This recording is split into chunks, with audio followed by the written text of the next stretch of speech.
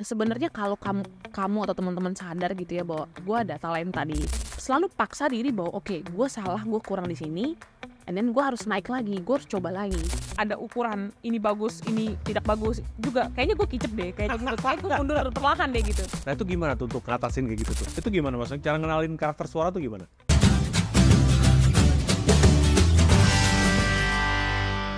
Selamat datang di Bincang Menjuru. Hari ini kita punya tamu istimewa, namanya Regina Pangkerego. Pangkerego. Iya, Nah, susah ya kok. Susah.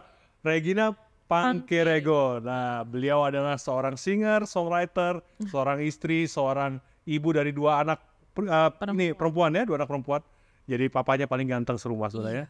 Nah, hari ini kita akan belajar bagaimana perjalanan beliau untuk jadi seorang musisi, bukan musisi ya, penyanyi. Iya gitu. Mungkin boleh cerita dikit tentang Egy nih, panggilannya Egy ya? Iya. Ya, Egy gimana? Halo semuanya, perkenalkan diri ya. Iya, aku tuh seorang istri, betul, ibu dari dua orang putri, yang satu 8 tahun, yang satu 4 tahun. Lalu kalau ditanya perkenalan diri aku sebagai singer gitu ya kok, iya aku udah bernyanyi sejak SMP awal kayaknya, SMP berarti awal. akhir SD gitu, around sekarang mungkin 19 tahunan, 20 tahun. Karena mungkin merilisnya dari kecil gitu ya. Oke. Cuma memang kalau ditanya kapan mulai dikenal orang, nah ini menarik ya kok. Itu mungkin di SMP, around 18 tahun lalu lah, 2007. Berarti di SMP udah mulai dikenal orang. Berarti nyanyinya dari umur berapa tuh? Sukanya di umur berapa? Kecil loh, karena kan papaku basically musisi toh. Papaku musisi, dia seorang arranger, pencipta lagu juga, dia seorang penyanyi juga. Jadi memang dunia itu dekat sama aku gitu. Oke. Dan di rumah pun ada studio kan. Jadi papa kerja di lantai atas di studio. Jadi aku bertemu banyak rekan-rekan kerjanya papa gitu. Ya penyanyi, ya musisi, ya zaman itu ya aku sebagai anak yang masih SD saat dari kecil ya aku terbiasa melihat papaku rekaman, main musik, atau mungkin tampil di sebuah acara begitu kok. Jadi dekat, memang dunianya dekat, dan setiap hari itu yang aku lihat gitu kan. Oke. Kalau ditanya, ya mungkin ada gift juga ya kok, ada talenta itu mungkin Tuhan kasih. Cuma maksudnya ya bermula dari aku melihat papaku ada di dunia as a musician gitu, dunia seni gitu.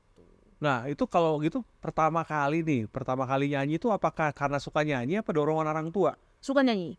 Karena aku ternyata setelah aku menyadari gitu ya, aku dengan melihat mereka semua bekerja, bernyanyi dan tampil gitu ya, oh aku suka. Jadi dari aku kecil, seumuran anakku yang sekarang lah, aku tuh udah di depan kaca tuh udah nyanyi. Dulu tuh aku inget banget AB3. Ya. Zaman aku kecil tuh AB3 tuh lagi sangat happening saat itu. Ya, Dan mereka tampil selalu dengan nari, sambil nari gitu. Dan papaku bilang, kamu tuh dari dulu senang banget AB3 dan selalu nyanyi lagu mereka gitu ya. Dan kamu nyanyi di depan kaca, jogetnya tuh kamu hafal, nyanyinya juga kamu hafal, nggak salah-salah liriknya gitu. Dan karena aku hafal kan, gitu. Jadi kayak memang dari kecil aku suka, akunya suka, bukan karena dipaksa gitu ya. Karena papaku musisi dan kamu harus jadi penyanyi. Biasa kan gitu kan?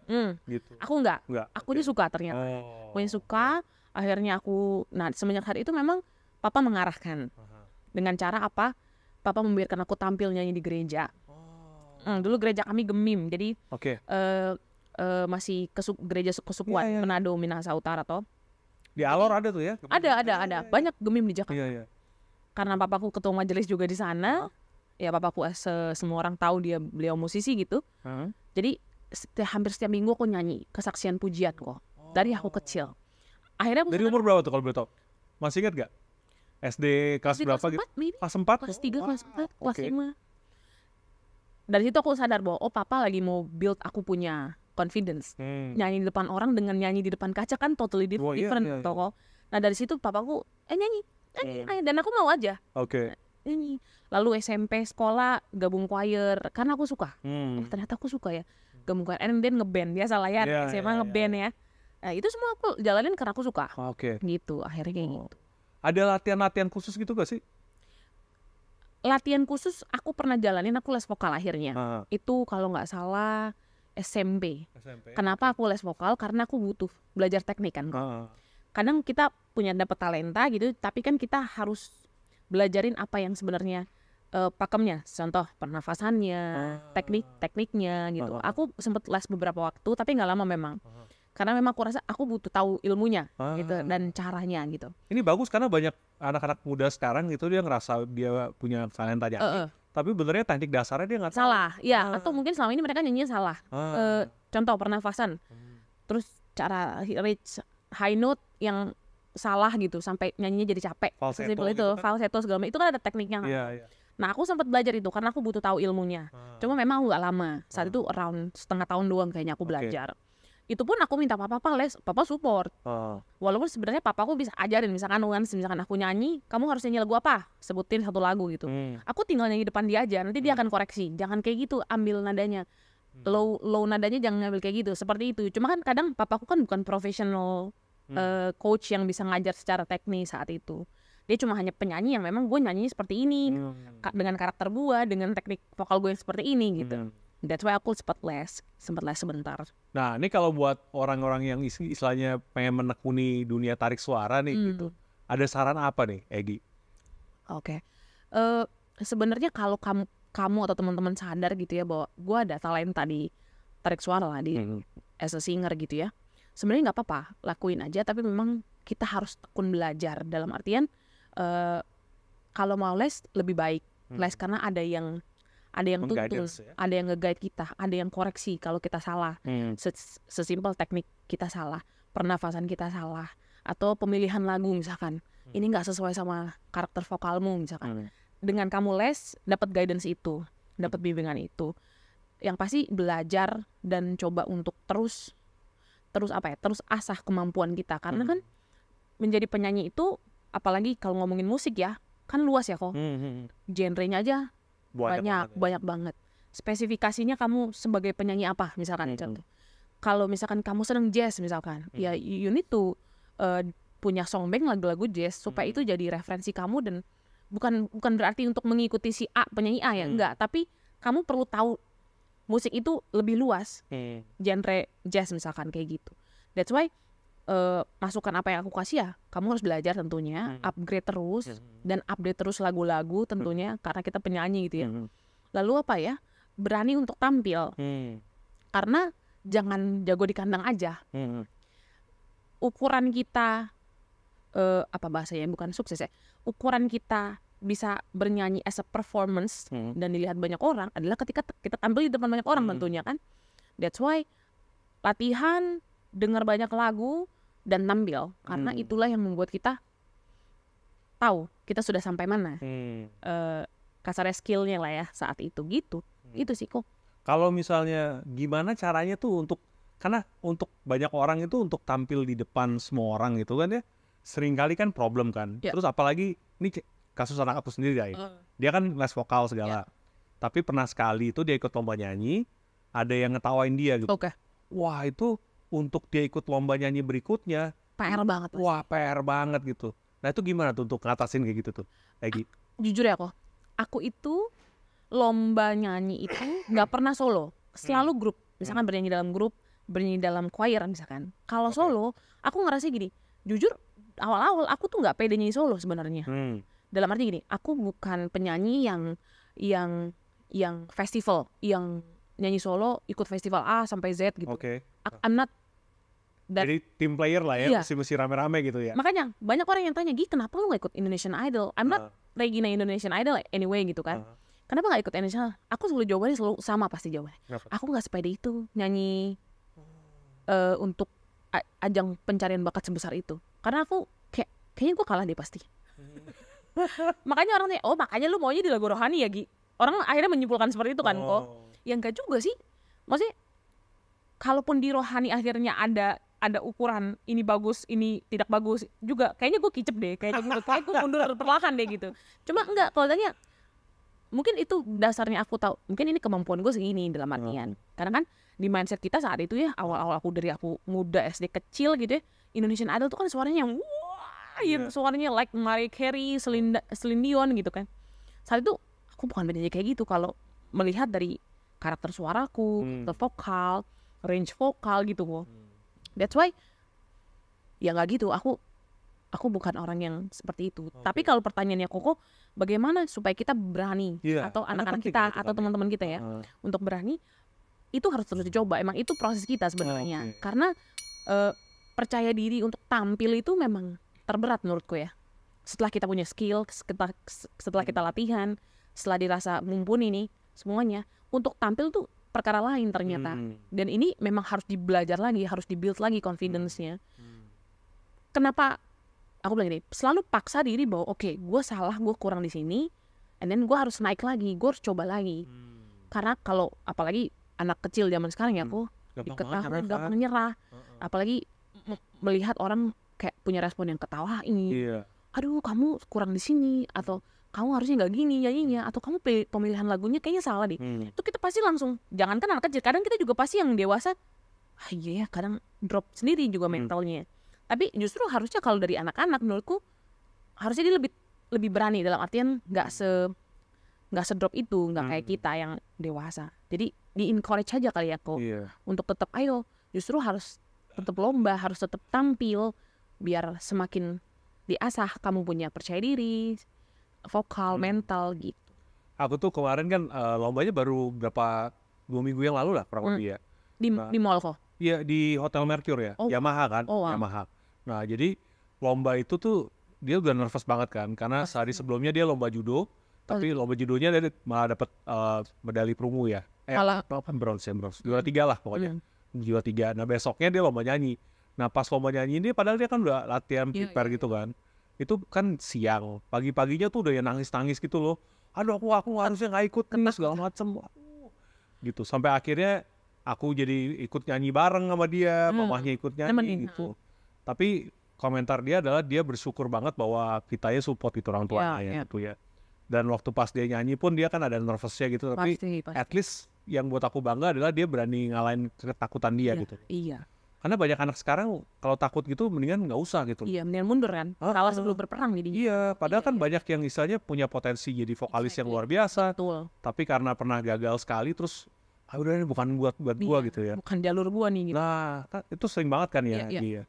Nah, kalau dari Egy sendiri pernah kayak gitu gak sih? Pernah nggak ada waktu kecil gitu ya misalnya ada kejadian yang bikin udah kayaknya bukan gua gitu? Ada? Puji Tuhan ya kok aku dari kecil tuh smooth, dalam arti smoothnya itu gini. Dari aku proses nyanyi di gereja di depan banyak orang, ataupun aku nyanyi rame-rame ikut festival dalam konteks grup ataupun choir gitu ya, kok semua tuh aku nggak pernah dengar menjelekkan atau berespon buruk lah tentang aku. Sampai puji Tuhannya aku recording.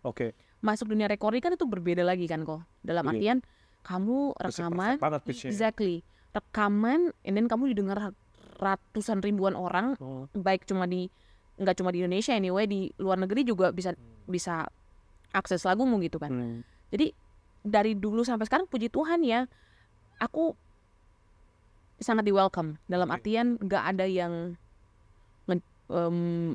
bilangnya menilai jelek lah atau omongan buruk. Aku nggak tahu ya kalau yang di belakang atau yang benar aku nggak tahu, tapi maksudnya yang aku terima puji Tuhan so far sih sangat baik gitu sebenarnya.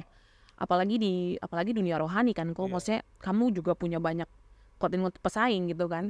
Apalagi angkatanku saat itu mungkin rame jebolan pencarian bakat kan. Jadi kayak ada yang namanya sama pula ya kan kok. Jadi kayak ya udah, tapi puji Tuhan sih semua berjalan baik. Aku nggak pernah dengar yang gimana-gimana. That's why aku menjalaninya pun fine-fine aja, happy-happy aja, sukacita aja gitu. Kalau sebagai singer gitu nggak pernah yang paling berkesan apa ya? Ada gak kejadian yang paling berkesan gitu buat Egy? Ini pun yang selalu aku jawab ya kok. Apa sih yang paling membahagiakan kamu sebagai penyanyi gitu ya? Apalagi aku sudah dari kecil menjalani karir ini gitu ya kok. Aku tuh jawabannya selalu sama. Aku tuh selalu sangat bahagia dan happy adalah ketika laguku jadi berkat buat orang. Quote-unquote gini, Gi, aku tuh hampir bunuh diri kemarin. Baik di komen ataupun mereka DM di Facebook tuh zaman dulu ya kan. Aku hampir bunuh diri, aku punya masalah A, tuh segala macem. Pas banget di radio lagi putar lagu kamu. Judulnya dia kasih tau, aku lupa ya kok, ini kayak puluhan tahun lalu kayak. Dan aku gak jadi bunuh diri. Jadi lewat lagu kamu Tuhan ingetin aku banyak hal. Gak jadi bunuh diri kok. Itu aku merinding, aku yang nangis jadinya kan saat itu. Oh wow. Suaraku gak sebagus yang lain. Ada yang suaranya lebih keren. dari aku. Tapi ketika laguku bisa berdampak seperti itu, lewat laguku dia berubah, dapat tinggal jadi bunuh diri, Roh Kudus bekerja di situ. Kayak itu sesuatu yang kurang apa sih? Ini keren banget gitu.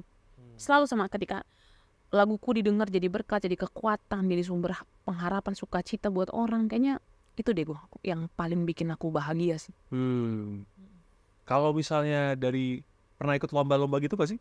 Apa aja gitu yang pernah? Mostly aku ikutnya dalam grup. Jadi dari kecil di gereja, antar gereja, saat itu kan aku gemim. Antar gereja tuh aku as a choir, masuk dalam choir. Lalu vokal group. Aku jujur aku tuh cita-citanya sebenarnya dari awal tuh pengen punya grup kok, bukan penyanyi solo sebenarnya. Grup band atau apa deh? Vokal group kayak Destiny's Child, AB. That's why aku dengernya AB dari dari kecil. Aku tuh senang selalu bernyanyi dalam grup sebenarnya. Kecemplungnya penyanyi solo kan. That's why kayak ya nggak apa-apa juga, puji Tuhan. Cuma maksudnya aku tuh sangat suka bernyanyi dalam grup sebenarnya. Tapi itu dia, kayak Destiny Child juga kan akhirnya dikenalnya Beyonce and Girls. Betul. Tapi mereka semua tuh penyanyi solo basicnya kan. Tapi kan maksudnya jadi dikenalnya Beyonce dan perempuan lain. Iya. Dia jadi senternya soalnya. Iya. Gitu. Tapi berarti dia dari dulu sukanya kayak di choir, iya. band. Dari aku sekolah aku ikut choir. Kadang sekolahku Katolik dulu. Harus ada, kalau kami misa ada yang nyanyi Mazmur kan, kalau kau tahu. Aku nyanyi Mazmur, which is I'm not Katolik kan. Tapi aku di Regina aja, Egi aja nyanyi Mazmur. Which is aku baca pujian syukur itu aku nyanyiin Mazmurnya. Ya, aku tuh notice something gini ya, karena aku suka nonton American Idol lah, apa Got Talent lah, Got Talent bla bla bla gitu kan. Ini aku pernah tanya nih sama Anton drummer Chris Patti itu. Iya, aku pernah tanya dia juga tuh. Jadi ada satu cewek nih ya, nyanyi lagunya apa ya waktu itu ya. Pokoknya dia orang Belanda gitu kan. Waktu dia Voila, lagu judulnya Voila. Nah, itu lagunya aku ngerti kan, bahasa Perancis kan. Lagunya bahasa Perancis, aku dengar cewek ini nyanyi kan. Itu waktu dia nyanyi ya, orang pada nangis tuh sih. Dia orang pada nangis, aku pas denger juga, kok kayaknya ada sesuatu sama dia orang gitu, apa gitu. Nah, pas kemudian aku cari tahu tentang dia gitu ya. Ternyata dia tuh perutnya ada cacat gitu ya, nggak bisa cerna makanan, jadi dia pakai selang dari luar gitu loh, yang makan dipakai suntik gitu, pakai spet gitu kan. Jadi struggle hidupnya dia luar biasa sekali, dan Voila itu lagu yang istilahnya ini tuh aku tuh punya mimpi, lihat aku lah, dia kayak begitu. Nah itu kan berarti kan aku nggak ngerti bahasanya, aku nggak ngerti dia siapa, latar belakangnya nggak ada, tapi kayak Gi bilang loh, lagu itu bisa menjamah orang. Istilahnya di luar dari kata-katanya kalau bisa dibilang gitu kali ya. Karena apalagi kita dalam Tuhan ya, kita percaya bahwa Roh Kudus itu bisa ngalir kan ya. Gitu. Menurut Egi gimana tuh? Kayak gitu. Makanya kan kalau kita sering dengar tuh lagu itu magic sebenarnya. Bisa mengubah orang. Ini nggak usah ngomongin konteks rohani lah ya. Kita dengar lagu biasa deh setiap hari gitu. Kadang kita bisa nangis sendiri dengar lagu itu, atau kadang kita bisa sangat happy setelah dengar lagu itu di saat kita mungkin very bad day lah hari itu, and then mendengar satu lagu apa misalkan gitu, mood kita langsung wah, padahal nggak ada apapun yang membuat kita baik saat itu. Tapi saat itu pas dengar lagu misalkan, wah gue happy banget ya, jalanin hari ke depan jadi enjoy, jadi fine gitu. Lalu apalagi di rohani kita percaya setiap pujian itu ada kuasa di dalamnya gitu ya. Makanya aku setuju bahwa apalagi aku penyanyi kan, aku si penyampai pesan di lagu gitu kan. Aku percaya bahwa setiap kata yang kita nyanyikan, apalagi kita paham bagaimana menyanyikannya, itu pasti sampai kok ke setiap yang mendengarkan. Kalau kok tanya, Egi gimana cara kamu bisa menyampaikan pesan di sebuah lagu, misalkan ada lagu orang gitu kan. Aku pelajarin dulu liriknya, aku ngertiin dulu notasinya. Kadang orang mikir gimana cara lu kulik, makanya kadang suamiku atau anak-anak definisi ngulik tuh gimana ya maksudnya? Kadang-kadang suamiku sama anakku tuh kalau ngeliat aku ngulik ya mereka hanya ngeliat aku lagi denger musik aja. Tapi kan mereka nggak tahu apa yang aku cerna, apa yang aku pikirin gitu kan. Karena itu semua ada di kepalaku gitu. Aku setiap denger lagu misalkan atau ngulik tadi kok tanya. Contoh lagu apa ya kok misalkan ya. Terpujilah Tuhan Yesus, lagu itu misalkan ya. Aku baca dulu nih liriknya, the whole lirik. Pujian ini tentang apa? Ucapan syukur. Lalu penekanannya di mana nih message-nya? Di part mana? Kalau menurutku di lagu tersebut adalah di ref dan di bridge. Jadi cara menyampaikan aku dalam nyanyian aku harus notice di situ. Jadi aku harus ada penekanan banyak saat aku bernyanyi di ref dan di bridge. Makanya kalau aku lagi pimpin pujian misalkan atau aku lagi pimpin pujian lah paling sederhana gitu. Aku pasti akan ulang-ulang di mana yang aku rasa message itu harus tersampaikan dengan betul. seperti itu. Dan itu juga kan ada istilahnya waktu kita nyanyi juga istilahnya itu pengalaman hidup kita juga. Exactly. Gitu. Makanya kemarin aku habis podcast juga kok ada yang nanya, gimana kamu menyanyikan lagu tuh, apa sih yang paling penting ketika kamu menyanyikan sebuah lagu? Aku cuma pengen orang tuh selain mendengar lagu yang bagus yang sudah ada gitu, orang juga bisa terima message-nya lewat hidupku. Jadi bukan cuma lagunya aja yang bagus, tapi hidupku ini loh yang jadi kesaksian buat yang mendengarkan. Karena itu jadi combo kan, jadi combo. Oke, lagunya udah bagus, and then si penyampai pesannya atau si singersnya menyanyikan dengan luar biasa, nggak cuma dengan nada yang dia keluarkan gitu, tapi dengan the whole her life gitu, keberadaannya dia, cerita hidupnya dia gitu. Nggak mungkin kita nyanyi, kita cerita perjalanan kita 20 tahun lalu, enggak, tapi dengan kita menyanyikan satu pujian itu, kita menyanyikan dengan kita, cara kita, dengan emosi yang kita kasih gitu ya. Itu yang sebenarnya sampai ke setiap itu mungkin bisa dibilang yang bedain antara good singer sama great singer kali ya. Maybe, betul ya. Ya kayaknya kayak gitu ya. Karena kan ada orang yang misalnya suaranya bagus sekali nih ya. Exactly. Tapi waktu nyanyi itu tidak ada hati yang bergetar gitu. Gitu kan. Tapi gitu ada ya, orang ya kan. Ada orang yang saya suaranya mungkin nggak biasa aja. Iya, biasa aja, tapi kalau dia nyanyi itu ada something behind voice-nya dia. Iya. Gitu. Itu aku lihat banget kayak di American Idol gitu. Iya, iya. Ada namanya Birdie ya, Song Birdie tuh yang sakit kanker tuh, tau gak sih? Nggak tahu aku. Dia, American Idol. American Idol, dia kan kurus banget gitu kan, ditanyain gitu, apa kabar gini-gini. Oh, dia punya kanker apa gitu kan. Loh, berarti kamu nggak baik-baik aja? Iya, tapi kan kalau aku mikirin itu terus juga aku kan hidupnya nggak bahagia. Nggak maju ya. Terus nyanyi kan, ya itu pas dia nyanyi, ya itu ada something behind the voice gitu. Berarti sebenarnya hidupnya yang berbicara kan saat bernyanyi kan. Berarti kalau bisa dibilang kalau jadi singer tuh mesti find your voice kali ya. Exactly. Bisa dibilang gak sih? Betul. Gitu. Find your voice dalam konteks keseluruhan ya aku. Karena balik lagi kita menemukan banyak penyanyi hebat kok yang nggak kelihatan ya kok. Mungkin yang ada terlihat sekarang yang terekspos, mereka yang hebat-hebat itu banyak. Tapi ada juga yang mereka yang tidak terekspos dari suaranya sangat indah kok. Tapi mereka benar-benar bisa bernyanyi dengan ya hidupnya dia bernyanyi jadinya gitu, lewat hidupnya gitu. Anggaplah penyanyi-penyanyi yang mungkin bukan Christian, tapi dia memang penyanyi reguler gitu ya, di kafe-kafe gitu ya. Jadi bernyanyi tapi ternyata dia memberkati orang loh, quote-unquote, dalam artian nyanyian yang dia nyanyikan tuh memberi dampak gitu buat setiap orang yang dengar, misalnya di pub, di klub gitu kan. Ya karena memang dia menghidupi itu dari setiap nyanyiannya dia gitu. Dan aku sering menemukan, karena kan papaku basicnya musisi dan dia tampil di sini, tampil di situ. Aku suka ikut kan dari kecil kan. Jadi aku sangat seneng gitu ketika misalkan di sebuah kafe, aku ada penyanyi, ada band. Aku dengerin sampai sekarang. Aku selalu nyaman mendengar mereka semua bernyanyi, bermusik gitu, nge-gig. Atau misalkan di hotel-hotel mereka nge-gig gitu. I enjoy, sangat enjoy. Karena memang ya ini hidup mereka yang mereka nyanyikan gitu buat kita semua yang denger. Dulu Egi waktu pas growing up gitu, pas lagi belajar nyanyi gitu, ada mentor khusus gitu gak sih? Papaku aja. Oh, papa aja? Papa. Karena kalau dibilang mentor yang bener-bener dampingin sampai berkarir ya kok, nggak ada, papaku aja. Lucunya gini kok, papaku bukan tipe yang bawel gini.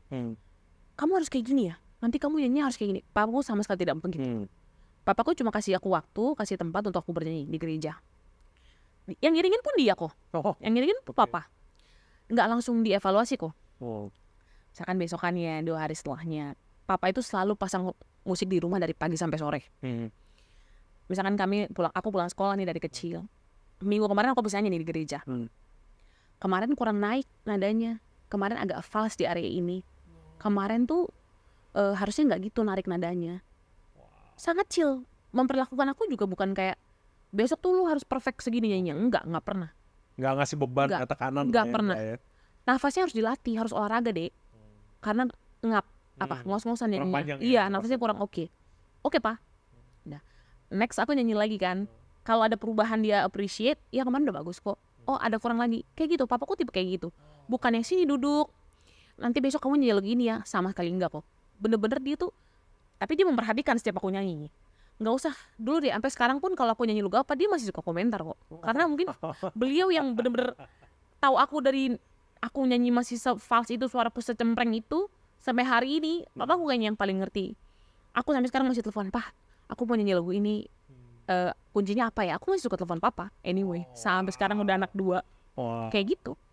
Jadi ini peran orang tua tuh benernya penting banget ya? Penting banget ya? Karena itu support system nomor 1 kayaknya. Karena itu juga sebagai kayak sarana bonding gitu gak sih? Banget. Papaku tuh bukan, apalagi papa ya. Kalau mama mungkin karena basicnya ibu rumah tangga dan bukan seorang musisi gitu ya. Jadi ya udah dia sangat support aja. Tapi kalau papa tuh benar-benar yang harusnya nggak gitu deh. Bisa technical lah ya. Technical bisa clear. Terus soal penjiwaan nyanyi kan papa juga karena he's a musician gitu.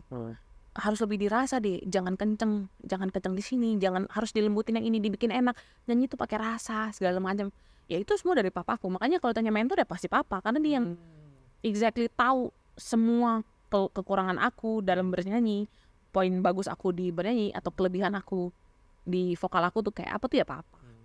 Support orang tua wah sangat penting banget justru. Ini bagi yang pengen jadi penyanyi nih tapi tidak punya orang tua yang punya istilahnya background musik nih. Iya. Ada saran apa ya Gi buat mereka? Lanjut terus aja. Dalam artian gini. Apa mereka perlu cari mentor atau gimana? Kalau gini, boleh dapat mentor ya lebih baik. Cuma saya gitu.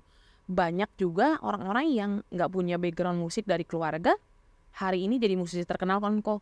Jadi singer terkenal kok hari-hari ini. Menurutku sih kayak yang aku bisa kasih masukan adalah tetap belajar.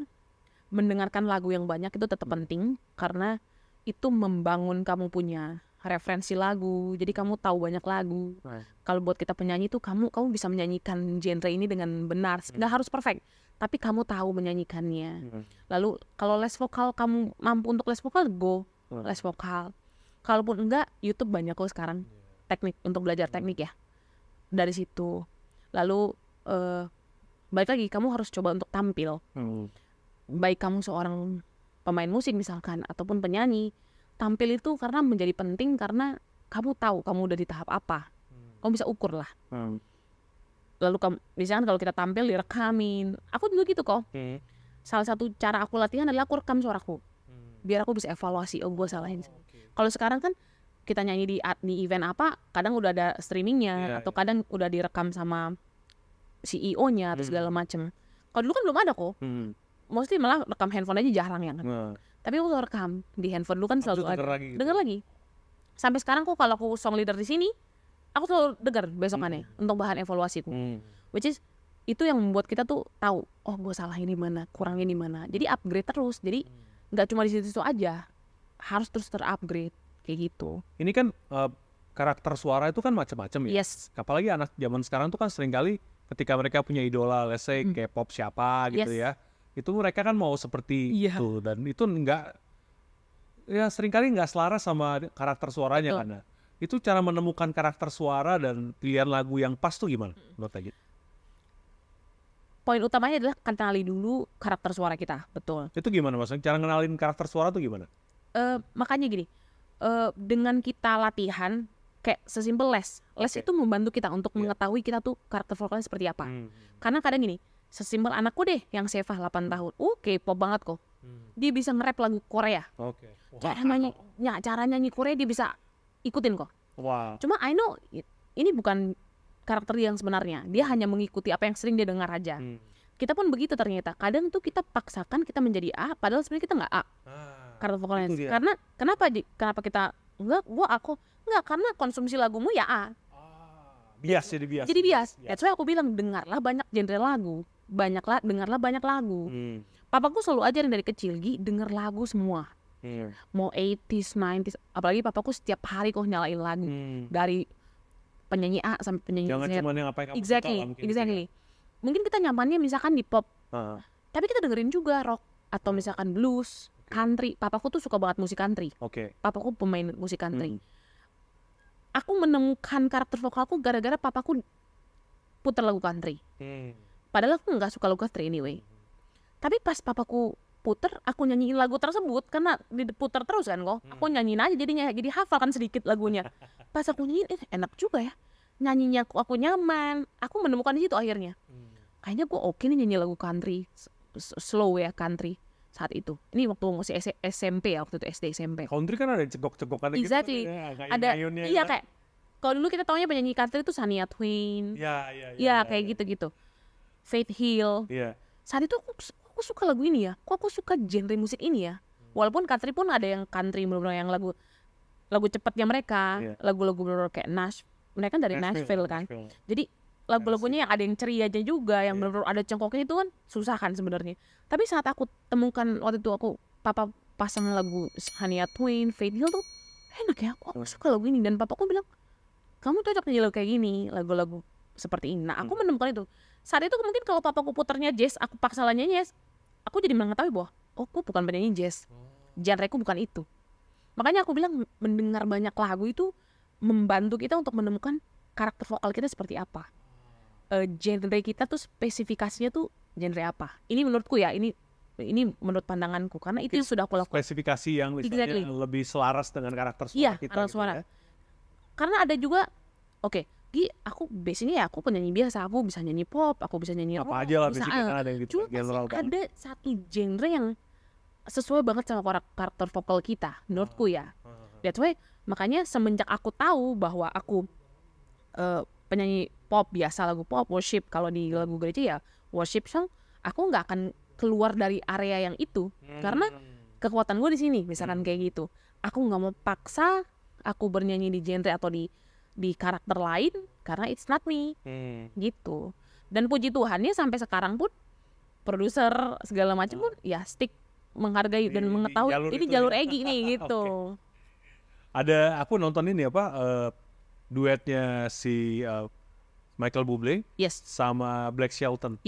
Nah itu lucu banget kan, kalau Bublé kan jazz banget tuh. Begitu masuk ke Shelton, wah itu country banget kan. Itu makanya kan itu benar-benar karakter suaranya beda walaupun lagunya sama. Itu kayak cara nyanyinya aja beda kan? Iya, maksudnya kayak dua lagu yang beda loh. Hanya karena vokalnya beda gitu kan. Karakter tipe vokal beda. Gitu. Nah kalau mungkin kalau belajar nyanyi nih, ini pendapat aku ya, menurut Egy gimana gitu. Gereja itu tempat yang bagus gak sih untuk supaya ngembangin bakat nyanyi kan? Banget, sangat kok. Karena aku ngalamin. Kenapa tuh begitu? Karena kita bernyanyi kan, kita memuji Tuhan setiap hari toh, setiap minggu nih kita di gereja gitu. Aku pun yang tadi aku bilang, aku melatih vokalku, keberanianku itu di gereja loh. Karena menurutku gereja tuh sangat tempat yang tepat untuk kita gini. Dalam arti jangan salah paham bahwa lu masih belajar udah naik panggung, suara lu belum terlatih lu udah naik panggung, enggak, kasih itu arahnya. Tapi lebih kepada gini, kalaupun kita belum melayani di gereja, belum ada di atas mimbar, kita setiap minggu tuh memuji Tuhan di ibadah raya, di komsel misalkan ya, toh kita sebelum mulai kita memuji Tuhan, lalu di youth misalkan, youth service segala macam. Tapi gereja itu menjadi tempat kita bernyanyi dan kita bernyanyi didengar orang. Quote and quote ya. Lagi komsel orang dengar suara lu, kasarnya gitu ya. Apalagi kita di atas ini yang sudah benar-benar melayani di atas mimbar. That's why aku bilang gereja itu menjadi tempat kita untuk mengasah kita punya skill dalam hal bernyanyi. Aku sangat itu aku alami.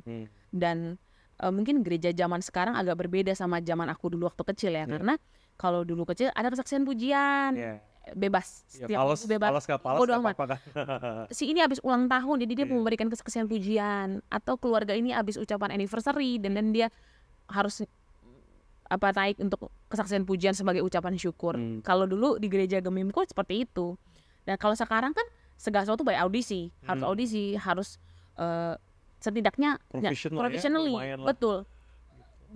Agak berbeda sebenarnya. Cuma kalau aku bilang ya gereja tetap bisa menjadi tempat untuk kita upgrade diri kita banget bisa. Kayak emang ini sih ya, kalau bisa dibilang kalau misalnya di gereja itu kan dasarnya masih kasih ya. Betul. Gitu ya.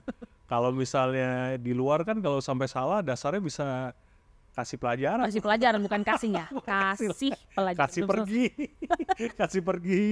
Iya ya. Gitu. Jadi gereja lebih lebih kasih kesempatan kali ya. Betul. Kasih grace, kalau kamu salah pun juga pasti ada. Tapi aku juga setuju ketika kita pun harus memilih orang-orang yang kualitas baik kok. True. Aku tetap harus setuju. Karena bagiku makanya aku bilang jangan disalahartikan bahwa karena setiap mereka yang melayani di atas mimbar juga adalah dalam keadaan punya quality dan siap kok. Karena kita melayani raja di atas segala raja, nggak mau yang biasa-biasa toh. Tapi balik lagi, kita sadar bahwa butuh kedewasaan untuk menyadari bahwa oke, gue ternyata belum di step itu. That's why gue harus belajar. Ada dua kemungkinan, jadi motivasi atau jadi judgment. Dimotivasi jadi judgment buat gue nggak bisa, gue nggak mampu, emang gue bukan di atas. Ya nggak apa-apa juga kan itu. Gak apa-apa, tapi sebenarnya gini loh, ketika kamu sadar kamu bisa bernyanyi dalam arti gue punya talent itu kok, gue punya gift itu kok. Tapi mungkin para pemimpin kita belum belum meng-approve lah kasar gitu. Karena pasti ada penilaian dong, ada pertimbangan. Jangan juga rendah diri dalam arti, oh enggak, besok gue multimedia aja atau gue share aja. Jangan langsung kayak gitu. Mungkin memang itu momen kamu harus belajar lagi. Jangan makanya yang bilang ada dua, jangan jadi rendah diri, jangan jadi judgement buat kamu. Harusnya jadi motivasi. Aku benernya juga kurang setuju tuh kalau ada statement bilang yang penting punya hati. Exactly. Iya, karena kalau punya hati nggak punya suara kan nggak juga kali ya. Tuhan melihat hati, manusia mendengar suara kebetulan. Nah, itu ya dia, kan? Iya kan? Dan suara fals walaupun kamu punya hati tetap fals kan. Sebenarnya kalau kamu punya hati kan berarti termasuk di dalamnya latihan lu supaya skillnya improve. Betul. Kalau betulan punya hati, kalau beneran lu punya hati, lu pasti mau upgrade diri lo kok. Pasti. Kalau punya hati pasti kamu mau berkembang kok. Kalau kamu punya hati untuk melayani Tuhan, kamu juga siap dievaluasi kok. Menurutku ya kok. Karena nggak mungkin kamu punya hati melayani tapi kamu nggak siap dikritik atau dievaluasi. Kayaknya nggak deh. Nggak mungkin kamu siap untuk melayani secara hatimu siap kalau kamu nggak mau dikoreksi ketika kamu salah. Kayak gitu sih menurutku. Aku tuh kemarin denger ini loh, si Celine Dion cerita dia punya recording session sama David Foster kan. Itu gila sekali ya, ternyata David Foster tuh suruh dia ngulang berkali-kali gitu. Sampai dia bete banget katanya gitu kan ya. Jadi kebayang gak sih kalau misalnya di gereja aja kamu gak bisa terima kritik yang membangun atau dievaluasi. Di dunia profesional tuh mah gak ada apa-apa aja. Gak bisa kok, banget. Makanya aku selalu cerita gitu, ada orang yang sharing gitu, tanya ke aku, apa perbedaannya mereka bernyanyi live sama recording? Simple, aku recording. Recording itu perfect. Mereka menuntut perfect kalau recording. Makanya kalau tadi Koko bilang, David Foster akan koreksi selanjutnya abis-abisan. 100 kali take, 100 kali take. Iya. Karena harus dapat yang paling baik toh. Dia harus dapat yang perfect nih pitch-nya. Harus dapat yang paling baik nih versinya gitu kan. Makanya untuk jadi seorang penyanyi nggak mungkin kamu jadi besar kalau kamu nggak siap dikritik.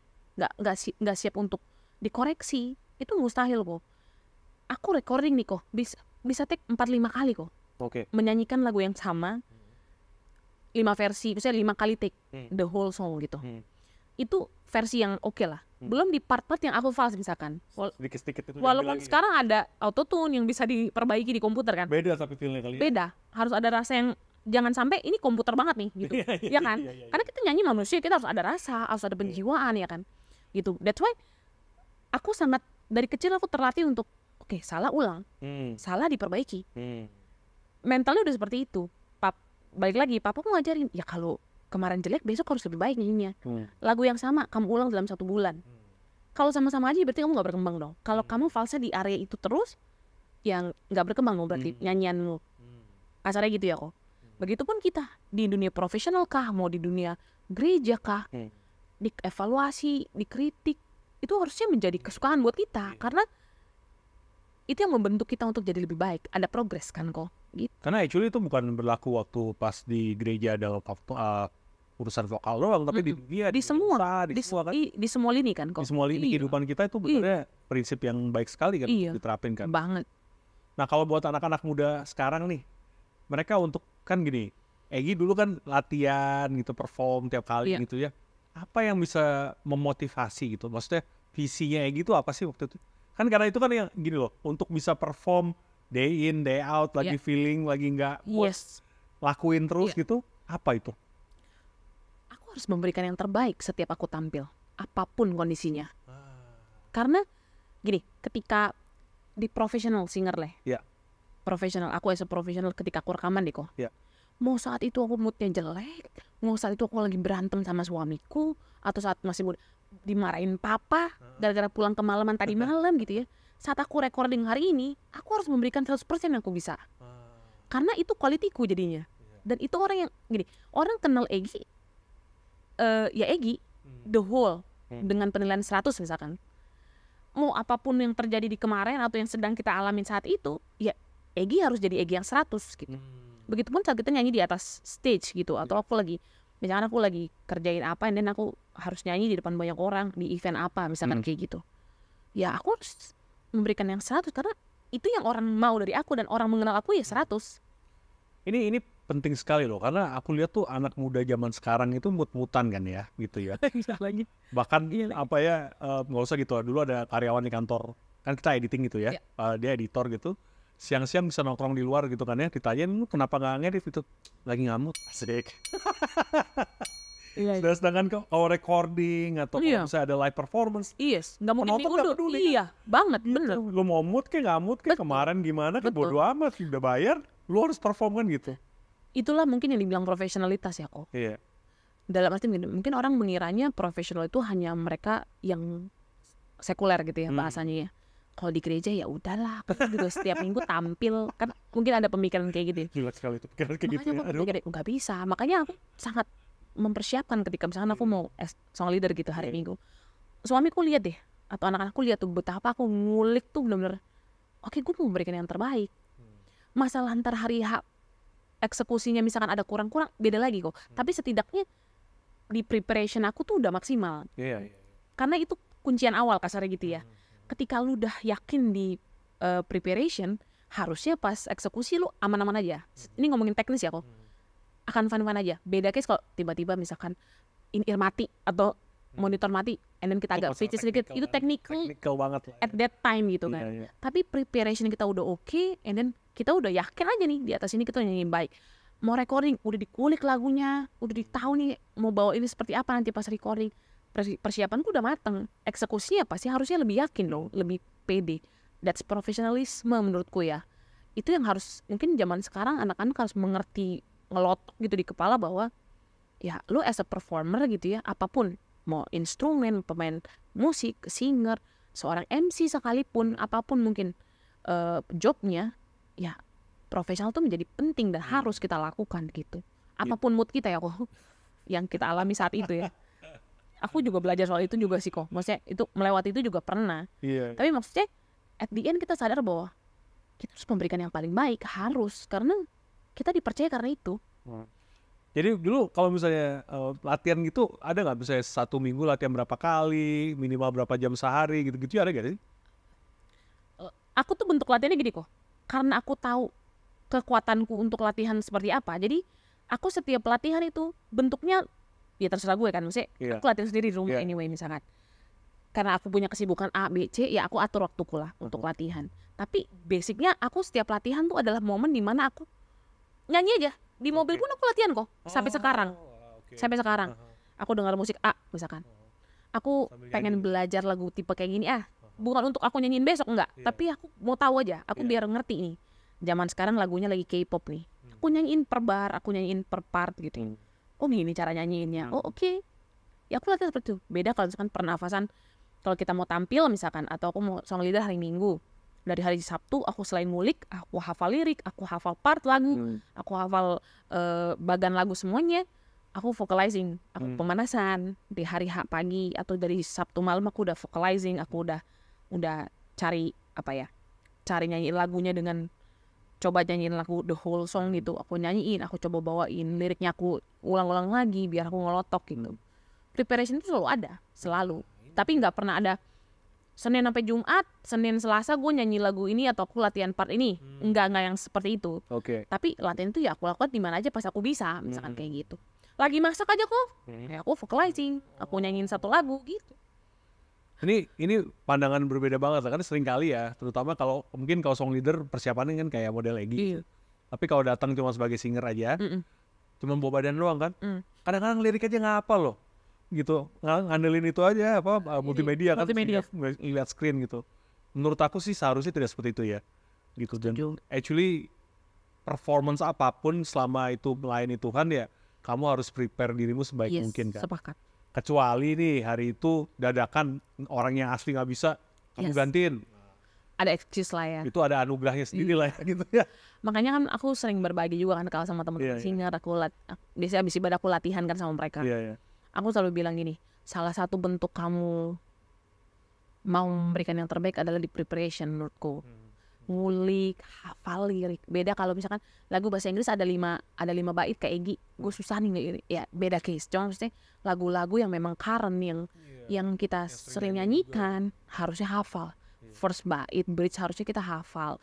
Maupun bagian-bagian lagu pengulangan yang udah sering kita nyanyikan harusnya itu nggak jadi kesalahan lagi buat kita nyanyikan gitu kan. Aku selalu bilang kayak gitu juga. Makanya aku sangat orangnya tipe sangat menghargai teman-teman yang benar-benar ngulik, hafal lagu. Wah, I'm so appreciate gitu mereka, karena mereka berarti mempersiapkan. Bukan hanya mempersiapkan, ya mulai ini kita berdoa, kita misalkan ada juga yang puasa kadang kan, beberapa teman-teman ada yang doa puasa gitu, tapi maksudnya secara teknik tuh kita mempersiapkan dengan baik gitu. Karena seringkali aku ngeliat kalau apalagi pelayanan di gereja gitu ya, mereka lebih nekanin lebih ke anointing, sama lebih nekanin sama karunia Tuhan kali ya. Tapi kan benernya karunia Tuhan pun juga ada persiapan kita aja kan ya. Nah itu seringkali suka di skip hanya karena mereka punya anointing yang kuat. Iya. Makanya aku selalu bilang, tadi Koko sempat singgung juga, Tuhan kan melihat hati, betul lihat hati. Tapi kan ketika kita nyanyi, jemaat dengar suara kita ya kok. Gak mungkin suara kita false, gak mungkin kita salah lirik mereka fine-fine aja sebenarnya gitu kan. Makanya aku sangat ada di prinsip itu bahwa betul Tuhan melihat hati kita, betul kita harus persiapan, berdoa. Mungkin ada juga yang puasa, ada yang juga benar-benar kusuk banget gitu persiapannya. Tapi jangan lupakan bahwa ketika kita penyanyi atau kita pemain musik gitu ya, yang akan melayani hari Minggu, kita nggak ngulik, kita nggak hafal lirik, kita nggak hafal bagan lagu, ampun. Masuk bisa salah. Ngitung masuk bait, ngitung bridge salah, jangan sampai lah. Nah ini benernya penting banget ya, karena ini sering kejadian kalau di lapangan kan sering banget kejadian kan. Memang nggak bisa diprediksi kok. Saat kita latihan atau saat kita eksekusi bisa hal semua terjadi. Tapi kan setidaknya sudah. Udah siap kan. Udah istilahnya kasih yang terbaik lah ya. Kalau sampai salah lagi ya, at least sudah cukup yang terbaik kan. Gitu. Kalau orang belum coba yang terbaik, salah ya. Itu yang berbeda. Mungkin sebagai penutup nih Egi, mungkin Egi bisa kasih berapa masukan nih untuk anak-anak muda yang mau melayani di gereja atau mau berkarir jadi penyanyi gitu. Oke. Yang bisa aku bilang adalah gini, ayo semangat untuk berlatih, karena berlatih itu adalah dasar dari semuanya, semua baik teknik, mental, segala macam kita latihan. Dan apalagi kalau kita melayani di gereja, betul Tuhan melihat hati yang tadi kita bilang, tapi kita harus skillful, karena kita melayani raja di atas segala raja. Ketika kita dikasih talenta, harus yang paling maksimal yang kita kasih juga untuk Tuhan. Karena itu sebagai bentuk ucapan syukur kita, ya kita harus memberikan yang terbaik tentunya sama Tuhan. Tekniknya yang seperti tadi kita bahas, latihan, kita ngulik, itu sangat penting. Lalu melayanilah dengan sukacita, jangan dengan terpaksa. Aku udah dijadwal nih hari Minggu, padahal gue males nih. Aduh, gue habis putus sama pacar gue lagi gitu kan. Karena ternyata ada kok yang kayak gitu anyway gitu kan. Melayani dengan sukacita, karena ketika kamu bersukacita, orang juga bisa merasakan itu kok. Ketika kamu melayani dengan duka hati, orang bisa merasakan itu. Kamu boleh punya masalah di atas mimbar saat kamu melayani, tapi kalau ketika outputmu tetap memutuskan untuk bersukacita, kamu jadi berkat loh buat jemaat yang hadir. Mereka bisa merasakan sukacita itu akhirnya. Jadi bersukacitalah saat melayani Tuhan. Apapun yang kamu lagi alami hari itu, kok paksalah untuk tetap bersukacita. Karena itu se-impactful itu kok ternyata. Saat kita melayani, kita bersukacita, itu sangat berdampak ternyata buat jemaat yang melihat kita, mendengar kita gitu.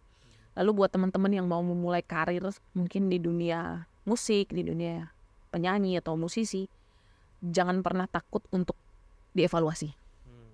Karena aku pun dievaluasi kok, kita semua pasti dievaluasi. Tapi percayalah, evaluasi itu, saat orang mengevaluasi kamu, percayalah dia mau melihat kamu jauh lebih baik besok, bukan untuk menjatuhkanmu. Jadi jangan anti sama evaluasi, jangan rendah diri ketika dievaluasi, dan teruslah tampil ketika memang kamu dievaluasi. Itu sih kok. Aku jadi ingat waktu di American Got Talent ya, ada satu penyanyi ini, dia hitersnya banyak banget kan.